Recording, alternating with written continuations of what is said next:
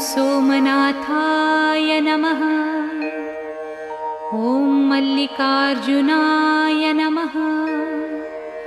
ॐ महाकालेश्वराय नमः।